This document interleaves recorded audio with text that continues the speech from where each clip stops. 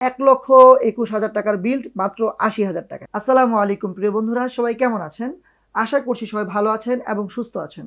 Right now আমার সামনে আপনারা যে পিসি কম্পোনেন্টগুলো দেখতে পাচ্ছেন, সেই কম্পোনেন্টগুলো কিন্তু সবগুলো আমি ইউজড কিনেছি। আজকের ভিডিওতে আমি কথা বলবো আমি কিভাবে মাত্র 80,000 টাকার মাঝে কোর i5 13400 সাথে 3070 সহ একটি পিসি বিল্ড করলাম। এবং আজকের ভিডিওতে আমি যতগুলো কম্পোনেন্ট দেখাবো মোটামুটি সবগুলো কম্পোনেন্টই পুরাতন থাকবে, অর্থাৎ ইউজ থাকবে। তবে একটা বিষয় আমি লক্ষ্য করে কিনেছি, সেটা হচ্ছে প্রতিটি কম্পোনেন্টই কিন্তু ওয়ারেন্টি সহ কিনেছি। সো অনেকে আছেন যারা নতুন কম্পোনেন্ট কিনতে পছন্দ করেন, তাদের সাথে আমার কোনো দ্বিমত নেই। তবে যারা ইউজড কম্পোনেন্ট কিনতে চান তারা চাইলে ওয়ারেন্টি সহ ইউজড কম্পোনেন্ট সিলেক্ট করে অনেকটা মানি সেভ করতে পারবেন। তো ভিডিওটি শুরু করার আগে অবশ্যই দেখে নিন আমাদের চ্যানেলটি সাবস্ক্রাইব করা আছে কিনা। সাবস্ক্রাইব করা না থাকলে অবশ্যই আমাদের চ্যানেলটি সাবস্ক্রাইব করে নেবেন এবং অবশ্যই বেল বাটনটিতে ক্লিক করে নেবেন।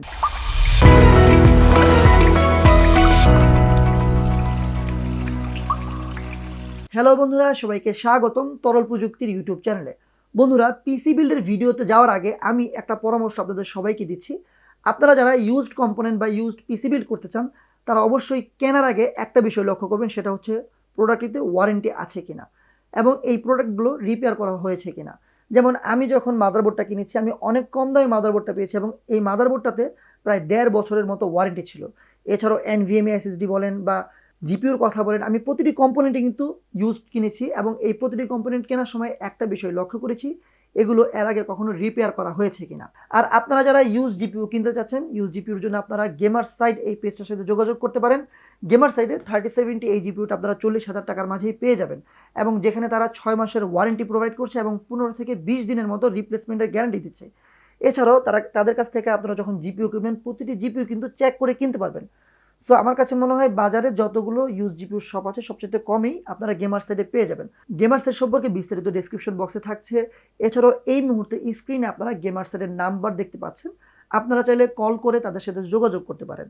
পিসি বিল্ডের ক্ষেত্রে সবার আগে যে বিষয়টা মাথায় আসে সেটা হচ্ছে প্রসেসর। আমি আমার কাজের ধরন অনুযায়ী ইন্টেল কোর i5 13400 সিলেক্ট করেছি, কেননা আমি টুকটাক গেমিং করে থাকি। তবে আমি সবচেয়ে বেশি যে কাজগুলো করে থাকি সেটা হচ্ছে ভিডিও এডিটিং, রেন্ডারিংয়ের কাজগুলো। এবং এই ধরনের কাজের ক্ষেত্রে সবচেয়ে বেশি গুরুত্বপূর্ণ থ্রেড এবং কোর।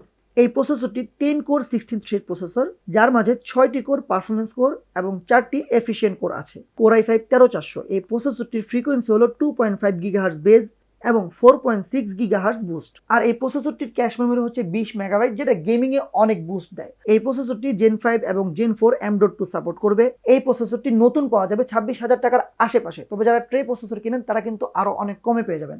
আর আমি এই প্রসেসরটি প্রায় 2 বছর ওয়ারেন্টি সহ কিনেছি মাত্র 18,000 টাকায়। সো আপনারা চাইলে যদি মার্কেট প্লেসে একটু ঘাটাঘাটি করেন, আমার মনে হয় খুব কম দামে কিন্তু 13,400 পেয়ে যেতে পারেন। সো প্রসেসরের কথা তো হয়ে গেল, এখন কথা বলবো মাদারবোর্ড নিয়ে। যেহেতু বাজেটের মাঝে দামের সেরা পিসি বিল্ডের কথা বলা হচ্ছে এবং প্রতিটি কম্পোনেন্টে এখানে ইউজড, সো এখানে আমি সিলেক্ট করেছি B660M DS3H, যার নতুন দাম 14,000 টাকা। তবে এটা আমি ইউজ কিনেছি মাত্র 8,000 টাকায়। আপনি যদি ফেসবুকের মার্কেট প্লেসে ঘাটাঘাটি করেন, আমার মনে হয় আপনিও 8 থেকে 10,000 টাকার মাঝে দামাদামি করলে পেয়ে যাবেন।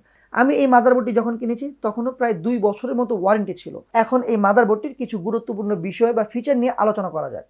এই মাদারবোর্ডটি 12 জেন পর্যন্ত সাপোর্ট করে, তবে আপনি যদি 13 জেন এখানে ইউজ করতে চান তাহলে অবশ্যই বায়োসটাকে আপডেট করে নিতে হবে। B660M DS3H এই মাদারবোর্ডটিতে আপনি 4টি র্যাম স্লট পাবেন। মোবোটিতে রয়েছে PCI 4x16 স্লট, 2টি জেন 4 M.2 স্লট, 4টি SATA পোর্ট, একটি HDMI 2.0 এবং 2টি ডিসপ্লে পোর্ট এবং একটি VGA পোর্ট। এছাড়াও পাচ্ছেন 2.5 গিগাহার্টজ এর ইথারনেট পোর্ট। তো বলা যায় বাজেটের মাঝে এটা কিন্তু বেস্ট একটা মাদারবোর্ড। ও আরেকটা বিষয়, আমার যে প্রসেসরটি অর্থাৎ i5 13400, এটা যেহেতু কে প্রসেসর না, অর্থাৎ আনলক প্রসেসর না, সেহেতু আমার কাছে মনে হয়েছে বেশি দাম দিয়ে অন্য মাদারবোর্ড না কিনে এটাই বেস্ট একটা অপশন।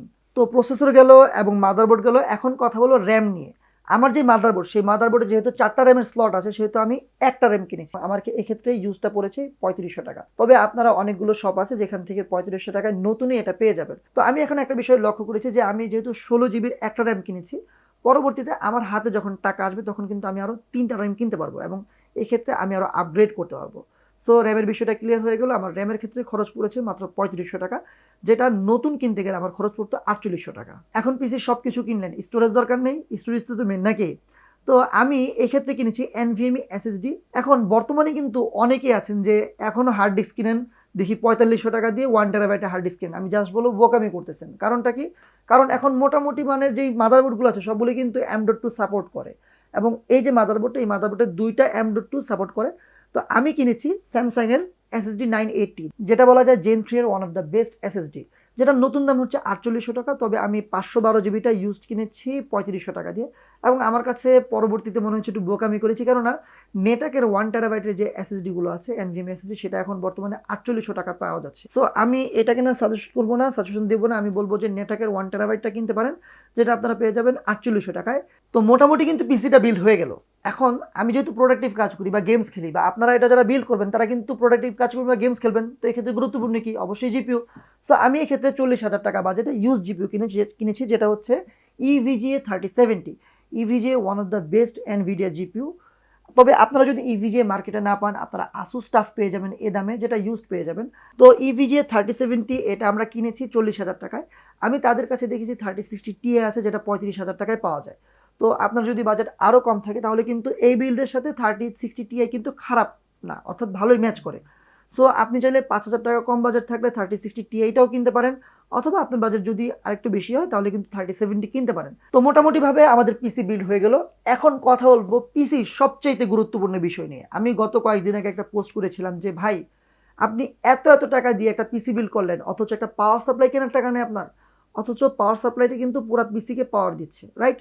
এখন অনেকেই মনে করে যে কেসিং এর সাথেই তো একটা পাওয়ার সাপ্লাই থাকে। না ভাই, ভুলেও কেসিং এর সাথে থাকা যে পাওয়ার সাপ্লাইটা আছে, আপনি জিপি ইউজ করেন বা না করেন, আপনি যে কোনো মাদারবোর্ড ইউজ করেন, আপনি কিন্তু ওই পাওয়ার সাপ্লাইটা ইউজ করবেন না।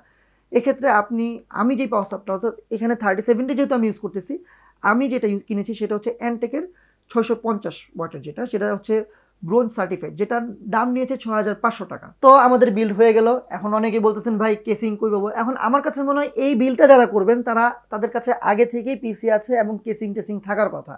যেমন আমার কিন্তু আগেই এই কেসিংটা ছিল, যেটাও আমি ইউজ কিনেছি মাত্র 2500 টাকায়। এছাড়াও কিবোর্ড, মাউস, এই বিষয়গুলো আসলে খুব একটা দামি না, আপনি চাইলে 200 টাকার একটা কম্বো কিনে নিতে পারেন। আবার আপনার যদি মনে হয় আমি যেমন 12,000 টাকা দিয়ে কর্সারের KL70 কিনেছি, আপনি সেটাও কিনতে পারেন। আমি এখন একটা হিসাবে আসি আমার কত টাকা খরচ হয়েছে। তো প্রথমেই আমি প্রসেসরটা হিসাব করি। প্রসেসরটা নিচ্ছে 18,000 টাকা।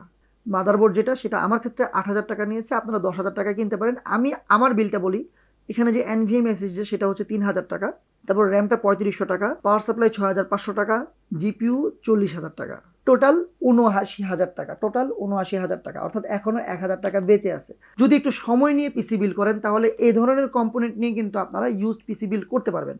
এখন আমি যদি এগুলো নতুন দাম বলি, তাহলে আমি একটু নতুন দামটাও এটা আপনাকে হিসাব দিই। আমি যদি এই প্রসেসরটা নতুন কিনি তাহলে 26,000 টাকা, মাদারবোর্ডটা 14,000 টাকা, nvme SSD 4800 টাকা, জিপিইউ 65,000 টাকা, পাওয়ার সাপ্লাই 6,500 টাকা।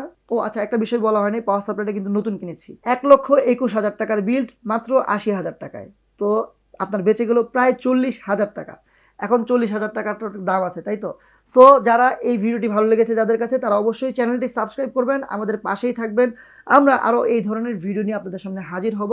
তো ভালো থাকবেন। আসসালামু আলাইকুম ওয়া রাহমাতুল্লাহি ওয়া বারাকাতুহু।